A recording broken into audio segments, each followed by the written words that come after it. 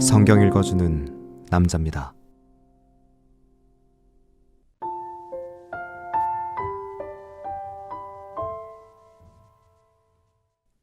아담, 셋, 에노스, 게난, 마할랄렐, 야렛, 에녹, 무두셀라, 라멕, 노아, 셈, 함과 야벳.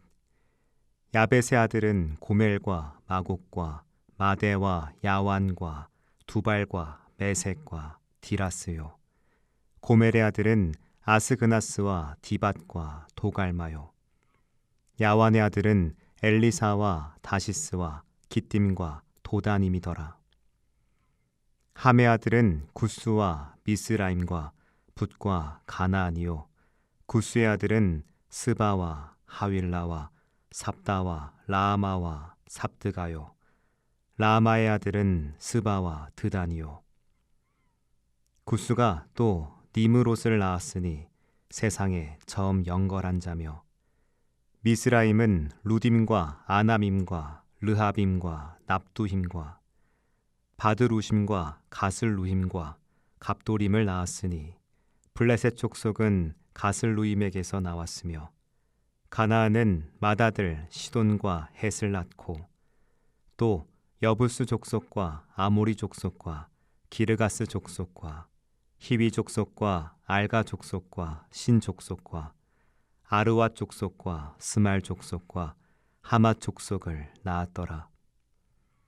셈의 아들은 엘람과 아사루와 아르박삿과 룻과 아람과 우수와 훌과 게델과 메색이라.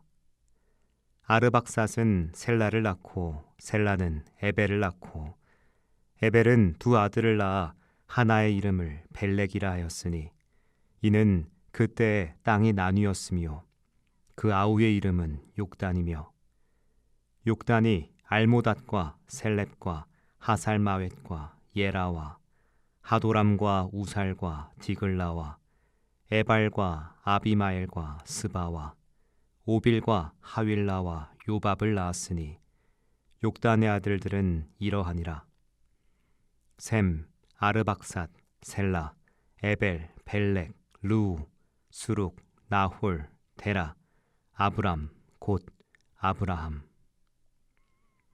아브라함의 아들은 이삭과 이스마엘이라.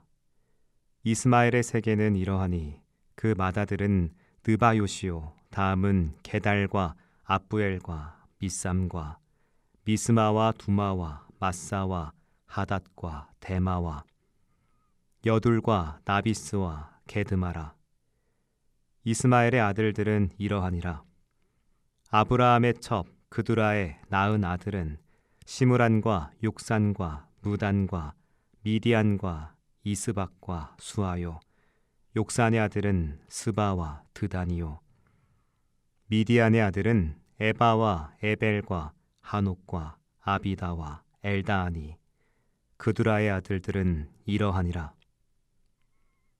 아브라함이 이삭을 낳았으니 이삭의 아들은 에서와 이스라엘이더라. 에서의 아들은 엘리바스와 르우엘과 여우스와 얄람과 고라요. 엘리바스의 아들은 대만과 오말과 스비와 가담과 그나스와 딥나와 아말렉이요. 르우엘의 아들은 나핫과 세라와 삼마와 미사요. 세일의 아들은 로단과 소발과 시브온과 아나와 디손과 에셀과 디산이요. 로단의 아들은 호리와 호맘이요. 로단의 누이는 딥나요. 소발의 아들은 알란과 마나핫과 에발과 스비와 오남이요. 시브온의 아들은 아야와 아나요. 아나의 아들은 디손이요. 디손의 아들은 하므란과 에스반과 이드란과 그란이요. 에셀의 아들은 빌한과 사아완과 야아간이요. 디산의 아들은 우수와 아란이더라. 이스라엘 자손을 치리하는 왕이 있기 전에 에돔 땅을 다스린 왕이 이러하니라.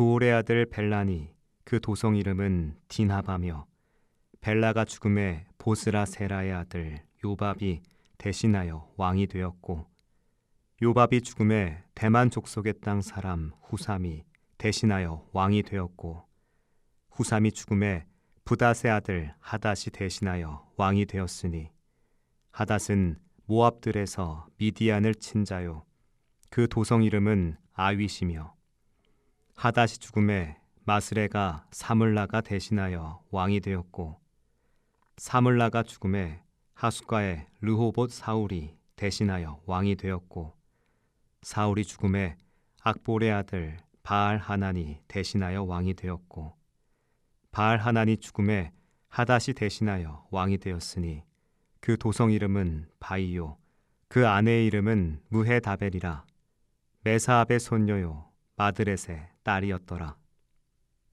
하닷이 죽은 후에 에돔의 족장이 이러하니 딥나 족장과 알야 족장과 여댓 족장과 오올리바마 족장과 엘라 족장과 비논 족장과 그나스 족장과 대만 족장과 밉살 족장과 막디엘 족장과 이람 족장이라.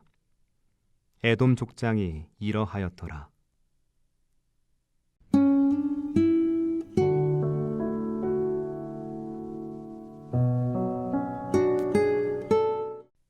성경을 읽다 보면 종종 긴 족보 앞에서 멈칫하게 됩니다. 낯선 이름들, 반복되는 표현, 이야기의 흐름이 끊긴 것 같은 느낌 때문입니다. 역대상 1장은 그런 장면 중 하나입니다. 아담부터 시작해 노아, 셈, 함, 야벳, 그 자손들과 여러 민족의 이름이 쉴 새 없이 이어집니다. 한 사람 또 한 사람, 수십 명, 수백 명의 이름이 마치 계단처럼 차례로 등장합니다. 어떤 이름은 익숙하지만 어떤 이름은 아주 낯섭니다. 이런 목록에 무슨 의미가 있을까요? 단순한 역사 정보가 아닐까요? 아닙니다. 성경의 족보 안에는 하나님의 마음이 담겨 있습니다. 우리가 족보에서 읽어야 할 것은 혈통이 아니라 기억입니다. 하나님께서 이 이름들을 기억하고 계시다는 사실입니다. 당신은 아담을 기억하셨고 노아를 기억하셨으며 가나안과 이스마엘, 에돔의 왕들까지도 잊지 않으셨습니다. 하나님은 이스라엘 민족만이 아니라 모든 족속을 지으셨고 모든 이들의 이름을 기억의 책에 써내려가셨습니다. 역대기를 받아든 포로 귀한 공동체에게 이 족보는 과거 기록 이상의 특별한 의미가 있었습니다. 바벨론에서 세대를 거듭하며 살아온 공동체, 무너진 자존감을 안고 돌아와 무너진 성전 앞에 선 사람들에게 이 기록은 하나님의 변함없는 사랑의 증거였습니다. 너희가 잊혀진 것처럼 보여도 나는 여전히 너희를 기억하고 있다는 하나님의 속삭임이었습니다. 때때로 우리는 내 삶이 하찮고 무명하며 별 의미가 없다는 느낌을 받을 때가 있습니다. 누군가의 화려한 이력 옆에서 내 평범한 이름이 초라하게 느껴질 때도 있습니다. 그러나 하나님의 기준은 다릅니다. 당신은 성공한 사람, 이름난 사람만 기억하시는 분이 아닙니다.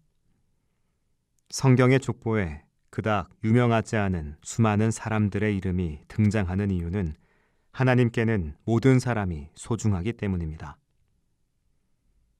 이름은 존재를 기억하는 방식입니다. 성경은 끊임없이 하나님께서 이름을 아신다고 말씀하십니다. 우리가 기도할 때 부르는 그 이름, 찬양 속에서 고백하는 하나님의 이름만큼이나 하나님도 우리의 이름을 소중히 여기십니다. 모두에게서 잊혀진 것 같을 때, 세상에서 밀려난 것 같은 외로움을 느낄 때, 이 족보를 떠올리면 좋겠습니다. 세속적 기준으로는 중요치 않게 여겨질 수 있는 이름들이 하나님의 책에는 정성스럽게 기록되어 있다는 사실 말입니다. 당신은 수많은 별의 이름을 아시고 들의 백합꽃을 입히시는 분입니다. 그런 주님이 당신이 지으신 사람, 우리 한 사람 한 사람을 잊으시겠습니까?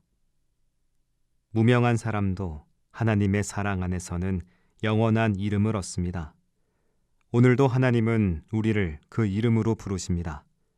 너는 내 것이다 라고 말씀하시며 우리가 누구인지, 어떤 상처를 안고 있는지, 어떤 믿음을 품고 살아가고 있는지를 아시며 다정히 부르십니다. 그렇기에 역대상의 족보는 지금을 사는 우리에게도 여전히 유효한 위로이며 선언입니다. 하나님은 당신의 백성을, 그리고 당신 백성의 이름을 결코 잊지 않으십니다. 우리는 당신의 기억 속에 살아 있습니다. 그 하나님이 오늘도 우리의 이름을 불러주십니다. 아무도 불러주지 않는 이름이라 해도 하나님만은 다정히 속삭이듯 말씀하십니다. 내가 너를 지명하여 불렀나니 너는 내 것이다. 이사야 43장 1절 말씀. 기도하겠습니다. 주님, 남과 비교하지 않고 제가 주님의 소유임을 기억하게 하소서. 아멘.